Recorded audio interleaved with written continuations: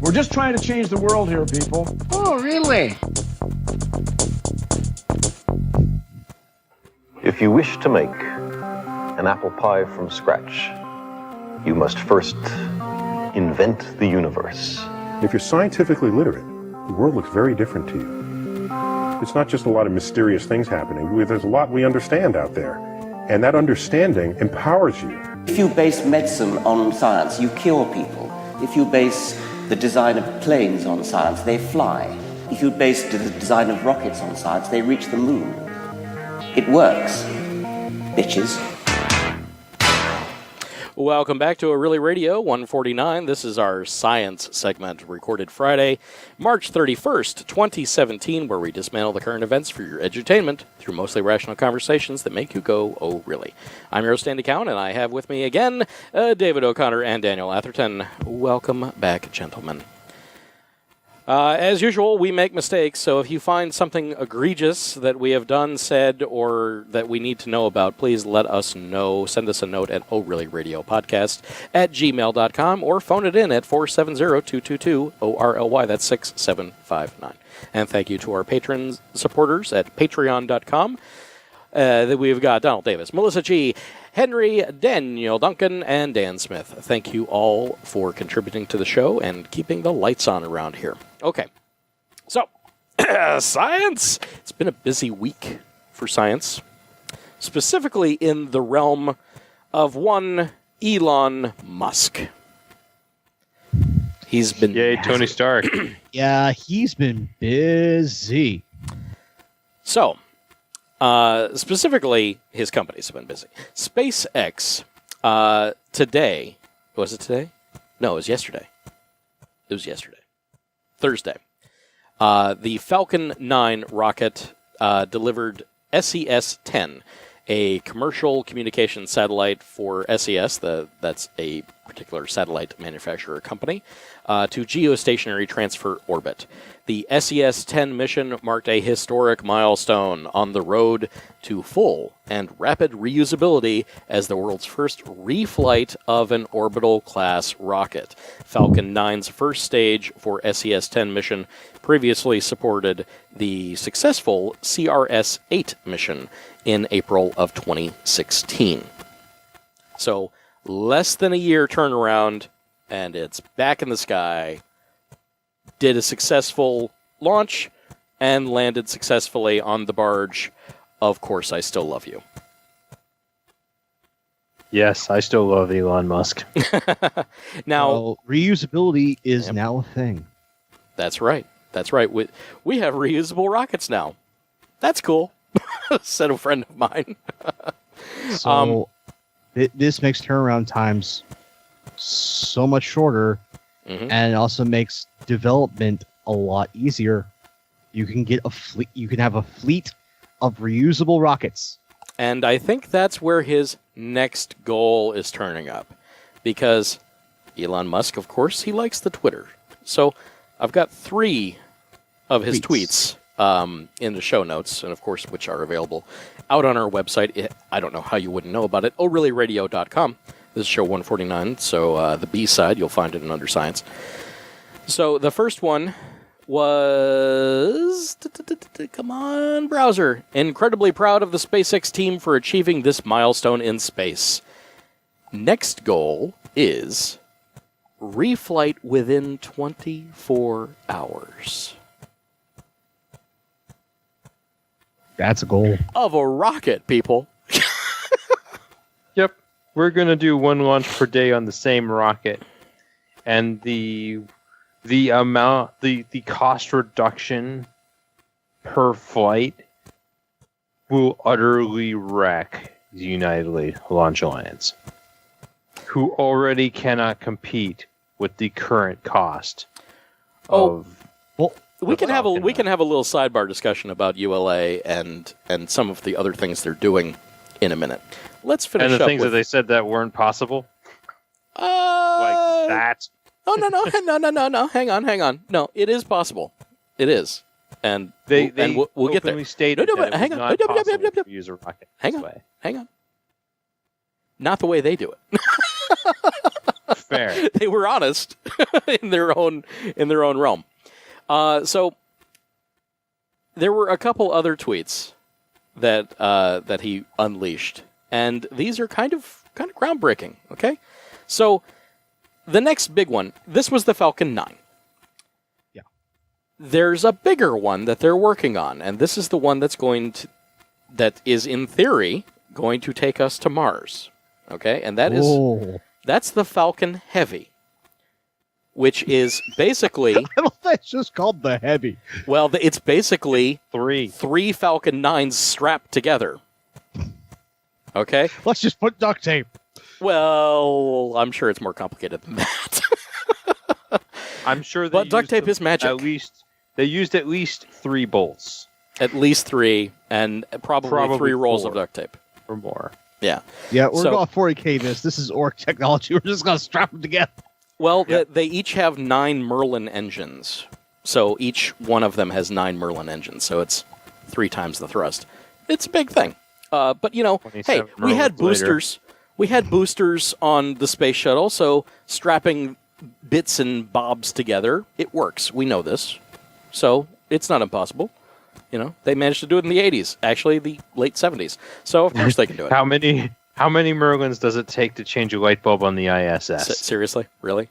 Currently 9. Currently, that's It true. takes 9 Merlins. It takes 9 Merlins to get a payload to the ISS to change the. It's true. Light bulb. Yeah. That's true. Okay, so the Falcon Heavy has not launched yet because the center one is much longer. It has a second stage cowling and I guess a third stage. But they're going to start the test flights late summer this year. Did you see the next one about the Heavy? Yeah. So, how I said that it had that second stage thing that was, larger on the top of the Falcon 9 center body? His next tweet was considering trying to bring the upper stage back on Falcon Heavy demo flight for full reusability. Odds of success are low, but maybe worth a shot. Okay. Yeah, that's what this guy's got on his mind for this. So it's pretty impressive. Just what they're working on for SpaceX is doing some amazing stuff, and given that I could see the launch very clearly from my driveway, I live in Merritt Island, so it's just on the northern tip because just easy. the tip. It is just the tip. Okay. But Elon wasn't done this week. Earlier in the week, he made another kind of earth-shaking revelation announcement. And he launched a company, at least he's partnered with a company, to merge your brain with a computer. So about that immortality thing. Yes.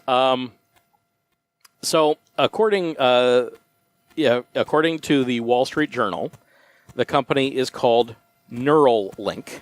One word. Actually, it'd be Neural, I-N-K, Neuralink. It's still in the early stage of development. No public presence at all.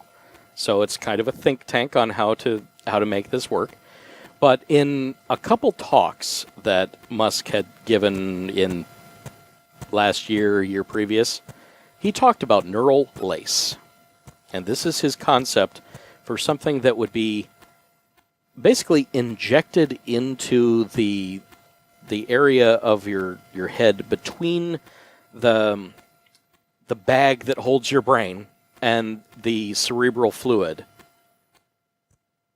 And then it would expand out like a lacework and attach to the parts of your brain that it needs to.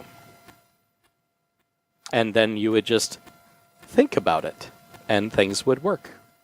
But of course, as we've seen in a lot of amputee patients, making things like that happen is a learning process. It takes a lot of time to integrate fully with your prosthetic, even if that prosthetic happens to be inside your brain. Probably more so, because you're training your brain to do something that it wasn't meant to do.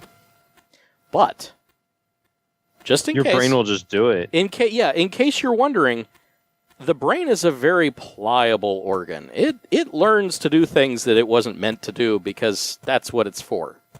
Yeah. And there have been people with 2 arms that then, got an implant and then added a 3rd mechanical arm and were able to use it. So, can we have 3 arms? Yes. Yes, we can. Yep. So, I just want to read this tweet because I love it so much. Make it so. In part because he must buy his tinfoil from the same place I do. Long Neuralink piece coming out on @Wait But Why in about a week. Difficult to dedicate the time, but existential risk is too high not to. Oh, is this about his worry about AI taking over? Yeah. Yes, because that's the other portion of this. He feels very strongly that the only way to combat an AI is to become a better human, basically. Robot. To become a cyborg. To become part computer. To be able to keep up with them. Hey, guess what? Ghost in the Shell came out this week. Yeah. Yeah. Yep. Yeah. So there's a lot of people that are worried about artificial intelligence kind of taking off. And singularity. Yeah. Well, yeah. The singularity is not going to be a single event. It's going to be a series of slow incremental things where it's like, oh, yeah, I think the singularity happened a little while ago here. We're now post-singularity. All of a sudden. Yeah. We'll just not notice. Yeah, it will happen in the background. We won't notice it until it has already been in effect for some time. Until our computers start killing us. Oh, I didn't know. That was wrong. I didn't mean that. So, but I'm really excited about this one because this has the potential to solve one of history's and life's greatest issues. Is when you die, for the most part, all the information that you've accrued in your time on this little blue ball is lost. This does not do that. This allows an interface into that. This is yet one but stepping this is the stone. step. Yeah, this is the big stepping stone. This is the step. The direct neural interface to computation. This is how we get to Deckers and riggers. for those of you that prefer Shadowrun to real life, which why not? Yep. That's how this happens. This is when instead of using a steering wheel or joysticks or keyboards, we plug something into our head. Yeah. Well, it or wireless interface with this and the eventually say special glasses, which will give the appearance of being telekinetic. Well, already in Shadowrun, we're talking about personal wireless networks. Well, yeah, but we already have personal wireless networks. It's called Bluetooth. That's a small wireless network that works within 30 feet of you. Yeah. But with this, just kind of thinking, because we're kind of armchair futurists around here. You might have noticed on this show. We like to think about the future because it makes us happy. That potentially something could be better in the future. I think everybody does sometimes, I think everybody does it to a degree. Yeah, some of the things we also like our there's dystopias. An optimist buried in here somewhere. We like our dystopias too, but it's plan for the worst, hope for the best. Yeah. So that's where we are. So with this, depending on how it interfaced, a large portion of our brain is devoted to visual input. We're very visual creatures, and frankly, if there's any sense that I would lose, that I would really miss the most, it'd be vision. I really would like vision to still be a thing. And that I'm not the only one with that fear. So I think if a neural lace was overlaid on top of my brain and they were able to do a visual interface into that, where all I'd have to do is just close my eyes and then I could see overlaid over my optic nerve, essentially. But without it being the optic nerve, it'd just be in the cortex that's handling that visual response anyway. So that way you don't have to have cyber eyes. It's just... Yeah, but I want them. Well, yeah, of course you do.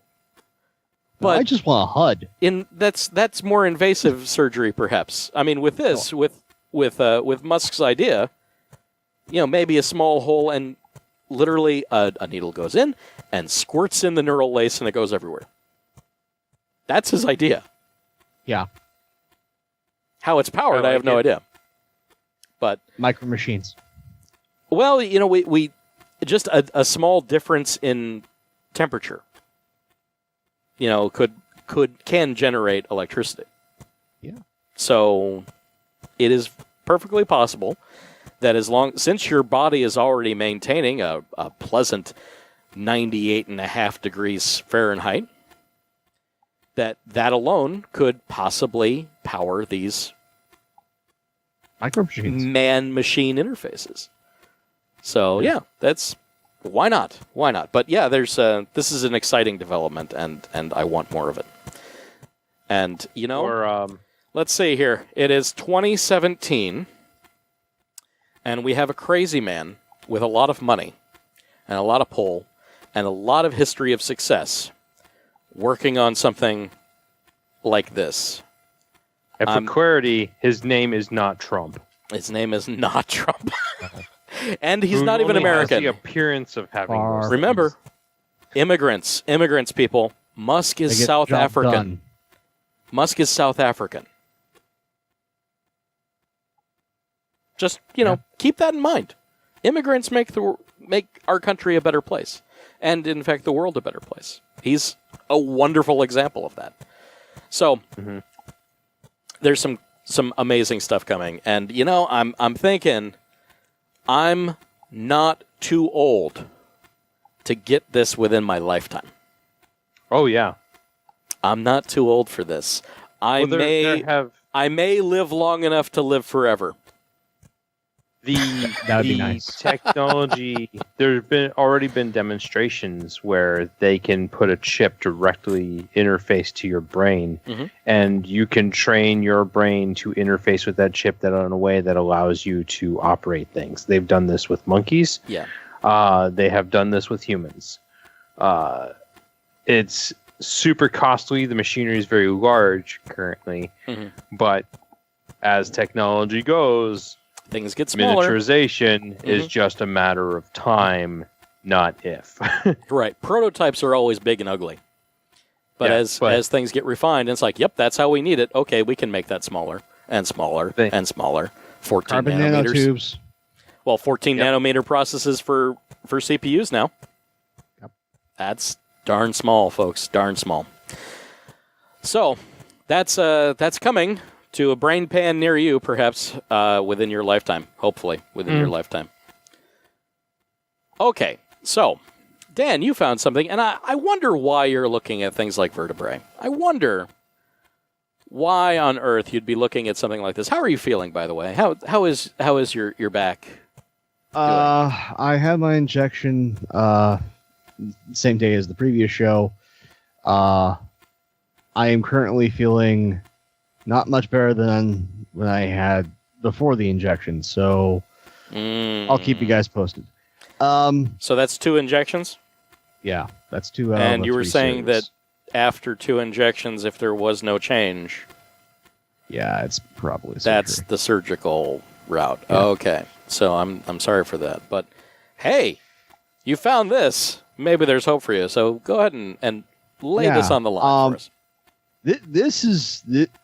In so many ways, this is great, and also kind of combines with how can we fix this? Mm-hmm. Well, we just had our first 3D printed spinal restoration surgery has happened. Oh yeah. They 3D printed a titanium copy and then were able to replace the damaged vertebrae in just 10 hours. 10 hours of surgery replaced broken vertebrae. Wow. And so with the 3D printing technology, you're not having to, fabricate a generic part. It can be custom. right. So the perfect replacement, like factory original, was inserted into this woman, an Indian woman's life. Indian woman. Okay. Okay, so 32 years old. Okay, so that's giving me hope. Yeah. Again.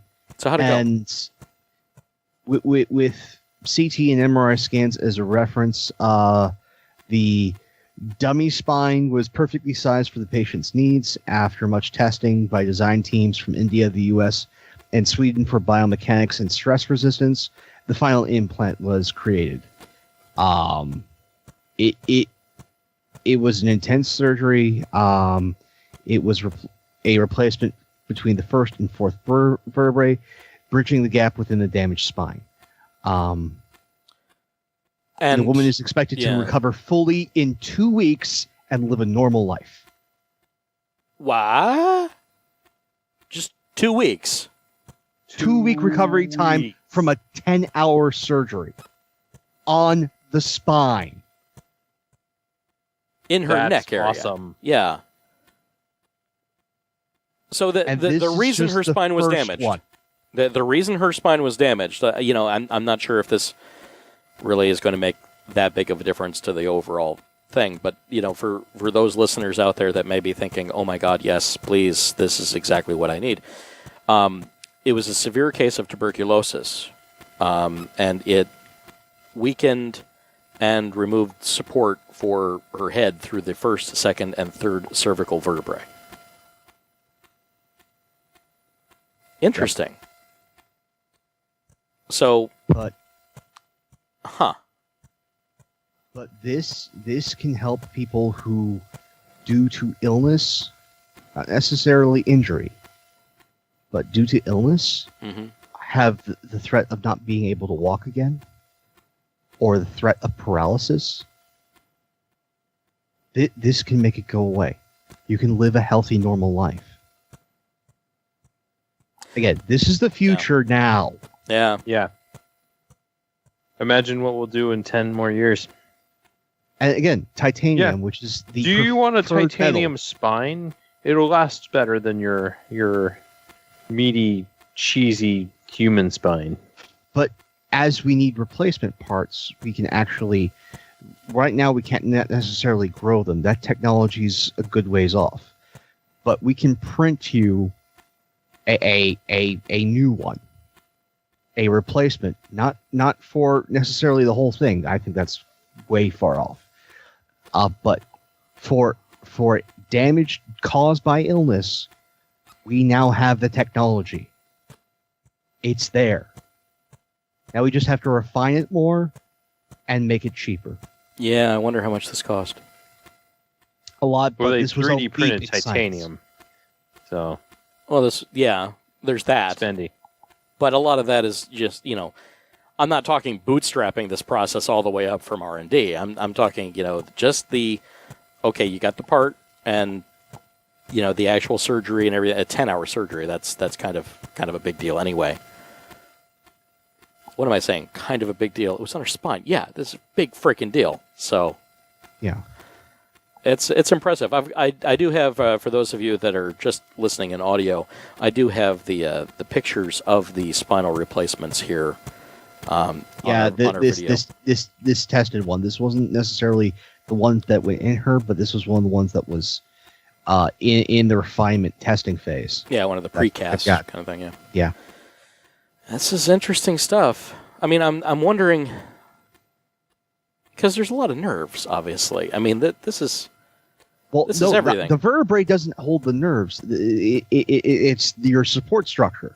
The actual, nerve bundles and whatnot is underneath. Right. So, Not through. yeah, oh, okay. So, it runs Which my parallel. assumption had always been that it was through. yeah, No. I thought so as well, because No, of the whole it- pinching of the discs Because- and everything. I can tell you with my injury, no, it doesn't run through because your spine is your support structure. Yeah. The actual nerves, the spinal nerve column, Yeah. that runs along it, and that's part of the reason why I have my problem, is because, as the surgeon put it, the jelly went out of the donut, and the disc, which is your squishy little sponges that make it so that you work right, got squeezed, and as it's protruding, it's pressing on those nerves and causing me no end of pain. Right, because it still has to. Some of those nerves travel, through that donut. Well, not through the donut. The donut Next to it. that now flattened Yeah. donut is pressing on it. Oh, okay. So as it got squeezed out, it's hitting the nerve. Yeah. Uh, The squished disc is pressing on because they run right parallel to each other. So if anything happens to those wonderful spongy discs and causes them to get pancaked and they are now protruding when they shouldn't be, no end of trouble. That's where you get, all of a sudden I've lost, feeling in my right hand. That's sort of trouble.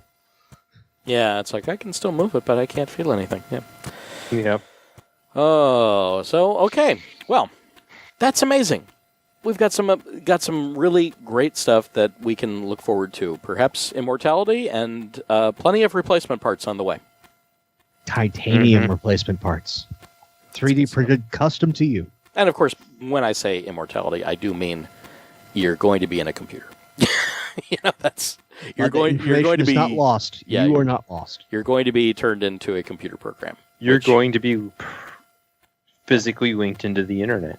Yeah. I wouldn't mind being a repository. This is how we become the Borg Collective.